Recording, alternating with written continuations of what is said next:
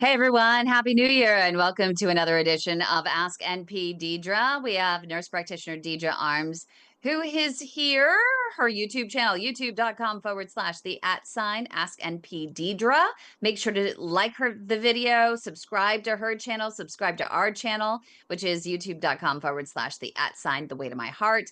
Every time you like the video, subscribe to our channel. You help to drive this information further. If it's helpful for you, you know it'll be helpful for so many other people, because today we are going to be talking about the supplements you need to consider for the new year. These are ones that are going to be part of your New Year's resolution to improve your circulation, to improve your heart health, as well as your leg health, and maybe even increase your longevity. We all want to live a longer, healthier life, and NP Deidre is going to share some of her favorites with us. But just remember, the advice and views offered, educational purposes only.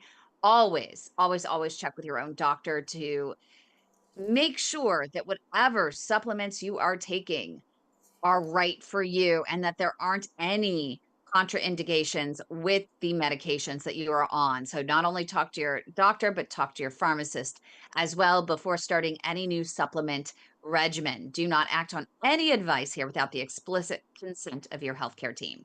With that being said, nurse practitioner Deidre, happy New Year. I want to hear your supplemental resolutions for 2026. Okay.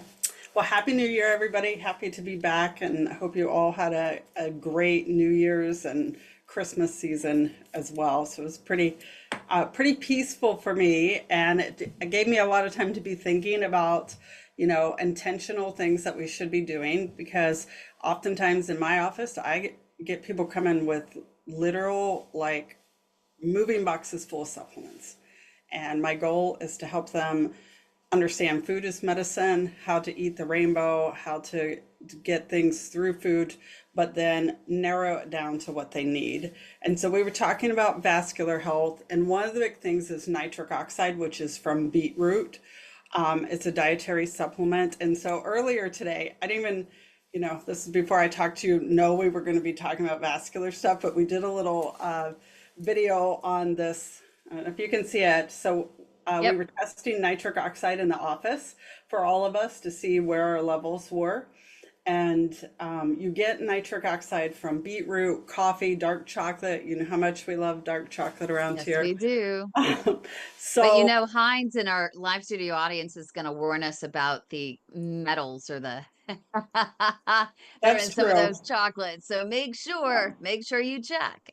Yeah. And we live in a toxic world, right? So we can, sometimes we have to have an indulgence and not think about everything, right? Yep. That's just the way it is. But The benefits outweigh the risks when it comes to dark chocolate. and when we think of what beetroot and nitric oxide does, so it helps to relax the blood vessels, and it helps that endothelial function, and it lowers blood pressure. So when I have a patient come into the clinic here, and if they've got blood pressure issues and they're wanting to do some natural things, but they're, on the medication too, I'll test their nitric oxide, because if it's low, that is something that we can do to help improve levels here. And so the strip here, you literally put it on your tongue for like 5 seconds. And you can get these on Amazon. It looks like the ones she has are from Designs for Health, which is a high quality brand, very pure brand. And And then then what do you do? you just fold it, like the pads have to touch together, and you hold them for like 10 seconds here. And then it's really easy to test it, because if a lot of times we use supplements, like you were talking about, one that you took and you didn't feel any difference from it. Like, how do we know what's making a difference? With vitamin Yeah. D, we know we can test that. Inflammatory markers we can see, but it's hard to know, like, am I putting my money into something that's going to help? And so then you look at the strip, and I don't know if you can see how bright that is, but I did supplement with nitric oxide, because earlier today mine was pretty pale. And these are the different colors here to tell if I have adequate. So the darker the pink, the more adequate nitric oxide in the body. And there are a few studies that actually support that. Some of the brands that I've used have been like the Berkeley Life brand, and that N101 nitric oxide brand, they actually have shown the improvement of raising nitric oxide levels in the body with using it. So that's one that I like to use. But really, if you're looking food as medicine, like beets all day long, beetroot, adding that into your diet, like really looking at, we don't have to supplement everything. We can be using this through the diet. It's interesting. It seems as though with this nitric oxide, it seems to be a roller coaster throughout the day, and your body and your whole goal would be to keep it consistent. I didn't Yes. really think about it until I'm just hearing you right now, because my dad's doctor has him taking no beets, some lozenges in the morning, I think it is, and then he has a packet he puts in water that he takes at night. And so I didn't realize that maybe that's why throughout the day, because I guess when you're working out and such, you want a little extra. And so when Mhm. he's working out in the morning, he has it right before he works out. And then afterwards, like right before dinner, he does the other one, the no beets in powder.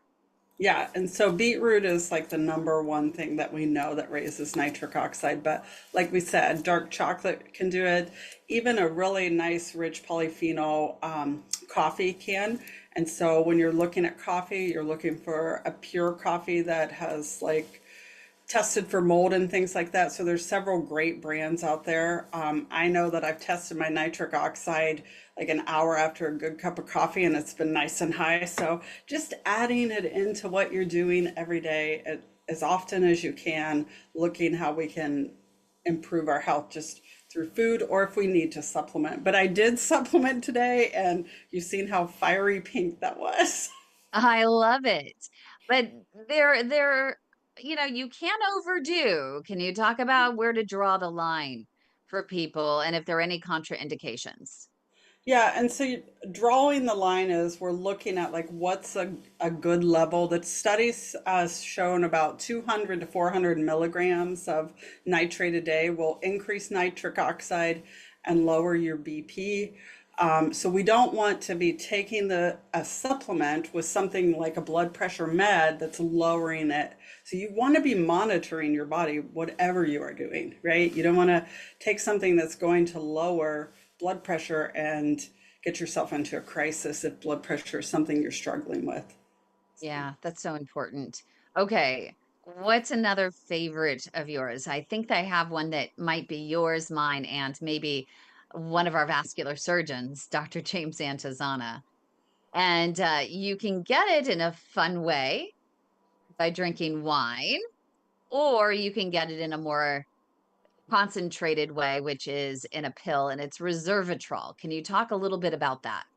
yeah, I'm a fan of resveratrol. As we know, a majority of my patients are menopausal women, and so most of them are on something with resveratrol and not red wine because that depletes your glutathione for 4 hours to zero after one glass of alcohol. So I don't recommend alcohol for your resveratrol, but it increases nitric oxide too. So that's why it's so important. And whenever we increase nitric oxide, we are helping the endothelial cells. And so that's really important for that vasodilation that happens, lowering the blood pressure and everything. So in perimenopause and menopause for my patients, I do use some products with resveratrol in it. I think that's hugely beneficial. Can you talk about, and I want to make sure that there's a disclaimer here that, if nurse practitioner Deidre is getting any sort of payment by companies, she would tell you, but she is not getting any payment, from like Designs for Health.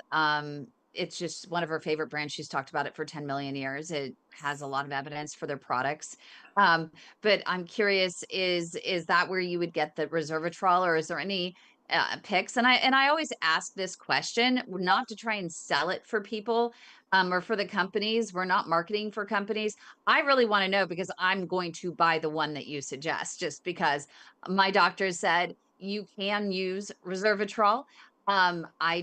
They don't give any suggestions as to which ones, except to say make sure that they're high quality ones. And so I always know that you do your research. So I want to know, which one should I get?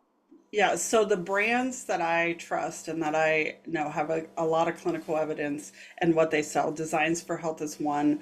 You know that what they are putting in their product is actually what you're getting. Like sometimes you can buy a supplement over the counter, and vitamin D is a big one, right? You can get it anywhere, but they've tested many products where vitamin D isn't even what it says in it doesn't have, because supplements aren't FDA regulated, but there's many brands that are high quality. So Designs for Health, Orthomolecular, Metagenics, Thorne, those ones would be the brands I would look at first. There's some Berkeley Life, like those brands are really pushing these high quality things. But what you're looking for, I've seen somebody just ask about like what's the dosage of resveratrol that you would be using there. And so typically in some of the studies that were like human studies, it was 100 to 500 milligrams a day for about 8 weeks to 6 months in the study. So it kind of ranged what they were finding there. But there Mhm. are some providers that push up to 1,000 milligrams a day. So you really want to work with somebody who knows you best and what you need to be taking. And we do have a comment coming in from YouTube. One of our longtime fans, and he's just a wonderful guy. Robert, he ended up with an amputation just on December 9th. And he's curious if there are any supplements that would help, in healing. There's so much that goes on in the process of healing a wound from an amputation, but also to increase circulation because you're not as mobile. Any thoughts on some possibilities that he could take notes on and bring to his doctor to have the discussion on? Yeah, I would definitely talk about nitric oxide with them. Anti-inflammatory, so really looking at your CoQ10 and your omegas, really good things to be adding in. I'm a big fan of peptides for healing, BPC 157. Like when you start to look at the studies, they are as there's a plethora of studies out there, very similar to insulin, and insulin is a peptide as well, but that's body protection compound. And there's some, you know, we're not using it all the time, but there are like supplement forms of it. And I've had great success with my patients who have avoided surgeries, who have healed from surgeries faster, who have had injuries where they've healed faster. So I would talk to them about a peptide too, and then always looking at things like your omegas, CoQ10, nitric oxide. So I learned something about CoQ10. I wondered if you could go into a little bit. One, I know there's a test, so you can actually get tested. You always hear those commercials where the statin commercials where they say you need CoQ10, or you have CoQ10 commercials that say if you're on a statin, it depletes CoQ10 levels and you need these CoQ10 supplements. And I remember when my mom got her testing from Boston Heart Diagnostics, they did a CoQ10 test. I'd never even known that you could get a CoQ10 test. So it's worth asking and knowing your levels. And I would imagine that you would even concur that maybe twice a year, get that when you get your regular blood work, get a CoQ10 level test, because I didn't realize how beneficial it is to the body. And in Japan, I think it's Japan, they get CoQ10 naturally in ways that we don't because of the dietary choices that we make. Yeah. And so CoQ10, there's a lot of studies with it lowering when we are on a statin. How many people with PAD are on statins? Like the majority, right? Because we want to keep, cholesterol low in that situation, but we do deplete CoQ10. And so that's important to replace it. But you're right. Boston Heart is an amazing like lab. Like there's so many great things about them, but some of these things like CoQ10 can be done through other labs outside of Boston Heart. Your provider just needs to know how to order those.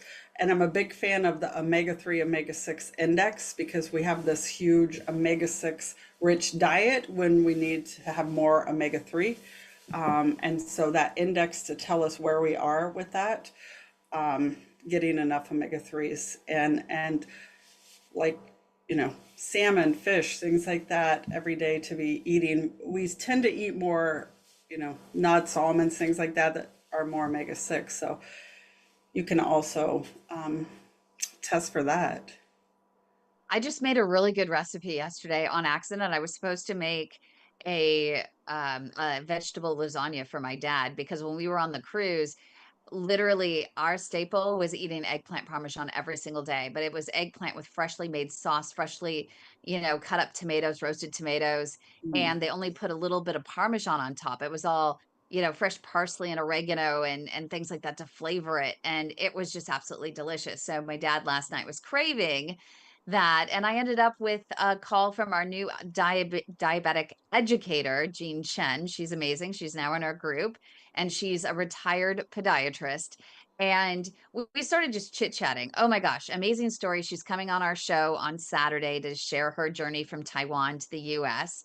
And from retired podiatrist, she had to give up her practice because she got in a car accident and hurt her spinal cord. And so she could no longer practice in the way that she wanted. And she became a diabetes educator. Anyway, so it became almost 7 o'clock last night, and I was like, oh my God, I still have not fixed my dad dinner.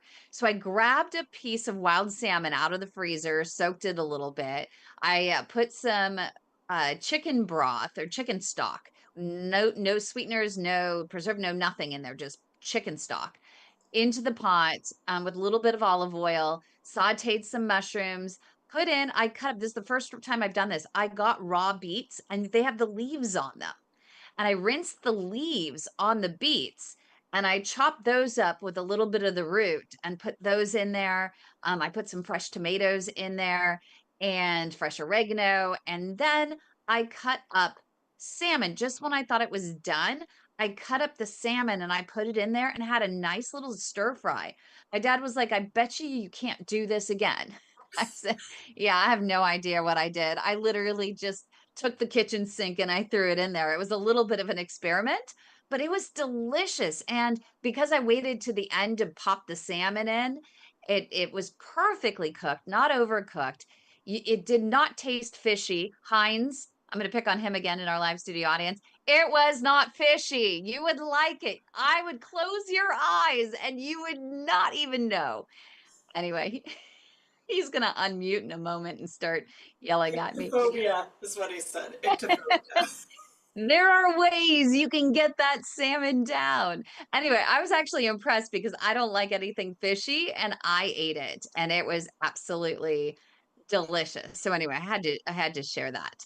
Um, but we did have a question that came into our Facebook group, padsupportgroup.org, and someone was asking about if there's anything to the whole, she says, nattokinase trend. She's getting all kinds of Facebook messages about nattokinase.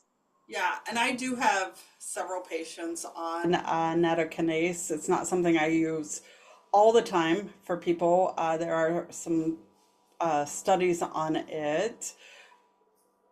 Hold on here. Had myself a little brain block. So, looking at the studies, there was some PubMed stuff on that on reducing platelet aggregation. So I had looked at that. That was so people with low blood flow, it can support low blood flow and reduce clot risk, is what we're seeing in some of the studies. I always say though, with studies, right? We can almost manipulate it any way we want. That's why you see everybody on the fence one way about using something and somebody else on the fence the other way. But with the nattokinase, there were randomized control trial studies. And so those are more superior studies that we would want to use that showed a modest reduction in the blood pressure. So if you're having that stage 1 hypertension, it'd probably be a good go-to. So. Okay, but always, again, ask your doctor, make sure to check with your pharmacist. There are a lot of things that your pharmacist knows that your doctor may not know about these medications. So just a good little tip there. Before I start any supplements, I go to my pharmacist and I say, hey, would you mind making sure and looking at these too? Okay, Yeah. what about NMN? NMN. One of our vascular surgeons says it is part of his anti-aging protocol that he tells all of his vascular patients to take. Yeah, so there's a huge push for these longevity type things, right? So we want to live not just a long life, but we want to live a life that's high in quality. So there's a lot of research and studies and stuff going into how can we do that? How can we optimally live and live less with disease? And NMN is actually a direct precursor to NAD. And so that's truly a coenzyme of your cellular metabolism, DNA repair, and females that can help with progesterone improvement. I've had it help people with sleep. But as we age, so from 20 years old to our fifth and sixth decade, your NAD levels decline, right? And so this whole NMN, this precursor to NAD, as NAD depletes, we know that there's less cellular resilience. You can have mitochondrial dysfunction and everything. What I have seen and the conferences that I have been to, they say a lot of it is instead of doing the precursor, it's better to do NAD because just go for it. Some people do not convert that precursor into NAD. Like it doesn't actually raise the NAD levels. And so that's where everybody's on the fence. Like precursor, not precursor. Should I do the NMN? Should I do NAD? I actually just do NAD with people who I'm working with. I skip the precursors. So. And we have Marilyn, she is asking about the nattokinase, going back to that, and if it affects the kidneys negatively at all. It has a lot of benefits for the kidneys that you were talking about with blood pressure reduction, inflammation reduction as well. But for people who may not realize that natto is a traditional Japanese food made by fermented soybeans, and that's a staple in many Japanese diets. And so there was a study that I had just read that showed that the Japanese that stayed in Japan and maintain, their traditional food habits, such as eating these fermented soybeans, but also the organ meats, like that would Oh, help with CoQ10 levels. yeah. Um, those people live longer, healthier lives without problems with their arteries. And then they studied those versus the Japanese that came to the US and started developing our habits and reducing the organ meats, not really eating the organ meats and whatever else has the CoQ10 in it.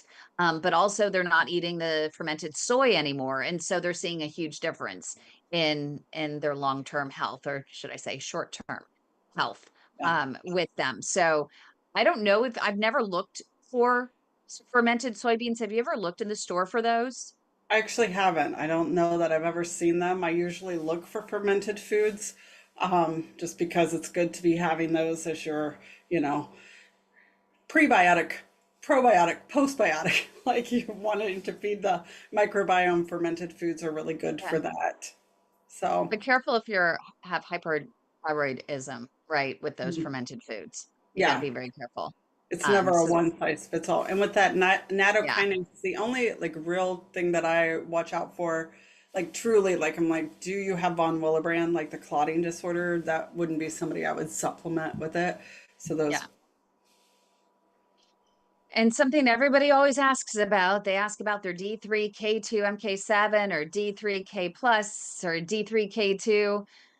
What in the world? And I actually changed my vitamin D habits, because you told me to take my vitamin D3K2 MK7 along with my magnesium at night. And so I've started doing that. okay.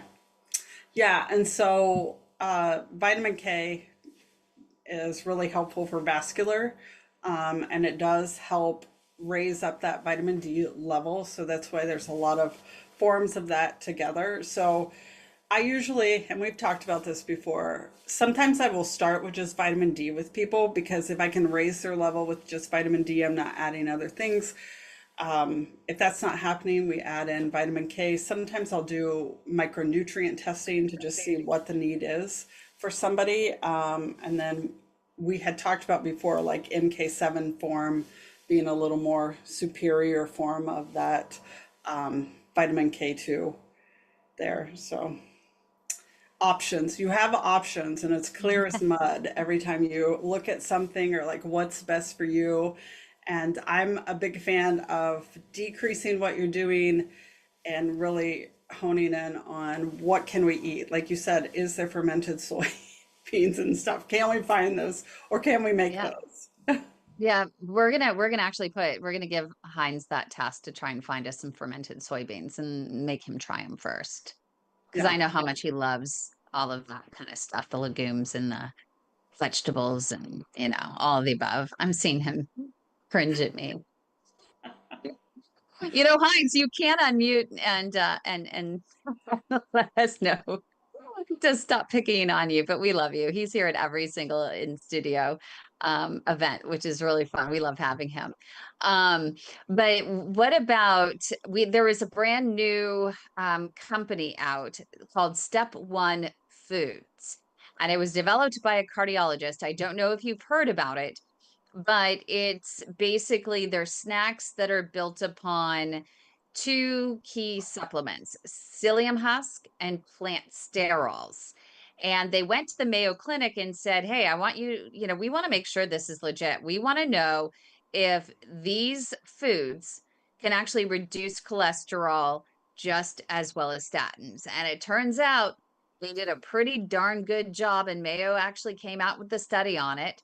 But the two key factors were psyllium husk and plant sterols. Now, Step One Foods is pretty expensive, right? 100 and something a month to get those snacks.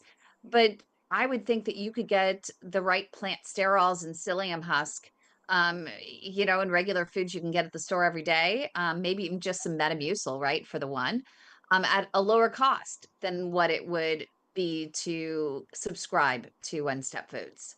But if you're Um, lazy and you just want to do it, read the yeah. study. It's up to you. Yeah, so I've talked to my lipidologist about predominantly plant-based diets. Like, what's the study say? And I was like real people. If somebody goes predominantly plant-based, is it going to improve their cholesterol levels? And he was like, hands down, yes, it does. And we know that the studies show increasing your fiber. So women should have 35 grams of fiber a day, men should have 45 grams. I guarantee, even on a perfect diet, if you're like you putting in your macros and everything, you're not getting that. And so supplementing with the right type of fibers is good if you need to be doing that. But yeah, a predominant plant-based diet is going to give you that. I'm not saying don't eat meats. I'm a fan of protein too, but if depending on your disease state and what you need to be shifting, thinking about that too. And really it boils down to less ultra processed. I mean, overall, no matter what Yeah. you want to do. And that's also why I'd say, don't buy someone else's packaged foods. Look at the key ingredients and then make your own.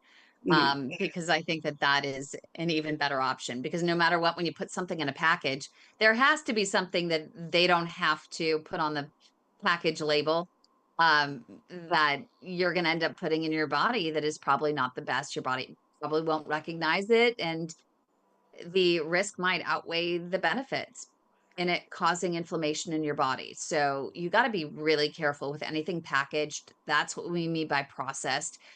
Go natural if you can. But you can go there are plant sterols out there. I know my dad was able to reduce his cholesterol by taking supplemental psyllium husk and plant sterols. But I know plant sterols aren't right for everyone, because if you have, I think it's if you do have the inflammation in your arteries, you do just have to be careful with the supplementation. Yeah. I think that's the issue, right? Hmm. Yeah. So What lots to else do be we thinking have? about. There's lots to Yeah, be thinking about, right? I think that those are like really great supplements and evidence-based stuff that we've we've talked about already to start somewhere there, but really talking to your provider about what's best for me. yep. Um, And I think that that's a lot. I think that we've covered a lot. I want to encourage everybody to Go ahead, like this video so we can get the word out there with this great information you can't find anywhere else. But also subscribe to our channels. Do not leave our channels without subscribing to youtube.com/the @Ask NP Deidre, but also youtube.com/the @ the way to my heart. More great content like this. We have nurse practitioner Deidre that's here every week, and you're starting a 60-day wellness educational series, right? Coming up. Yes, we are. It will have daily drip education with actionable things like working on your stress, working on your sleep, working on, there'll be recipes in there. And it's kind of generic, a one size fits all, but I wanted to kind of integrate a little bit of that into some of this. So if anybody is interested in doing some of that education and working on their own using the recipes, we have some follow up here in our studio just to like complement things that they can do to optimize health. So Yeah, can they find out more at aspirewih.com? yes, and I'll be posting that, so probably by next week and everything, to where they can look at that, and even on our social medias, Aspire Wellness Integrative Health. Fantastic. And next week, I was wondering if you wouldn't mind talking about how we can get, especially women over 50, how do we get 1,000, is it 1,000 milligrams of calcium in our diet daily? I don't understand. And being someone who's anaphylactic to dairy, that's even more difficult than ever. So, wondering if that might be a good topic to cover. Okay, yeah, let's cover calcium. Perfect. Thanks so much, nurse practitioner Deidre. We really appreciate you. Thank you, everyone, for joining us. Make sure if you want to join our live studio audience, always go ahead and email info@padhelp.org. And you can always call the Leg Saver hotline at 1-833-PAD-LEGS if you want more information about peripheral artery disease, supplementation, and more. Thanks, everyone, for joining us, and Happy New Year. Yes, Happy New Year.